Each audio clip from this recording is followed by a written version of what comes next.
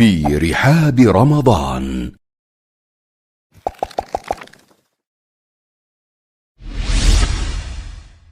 इब्राहिम खव्वास रहमतुल्लाह अलैह फरमाते हैं, 5 चीज़ें दिल की दवा हैं।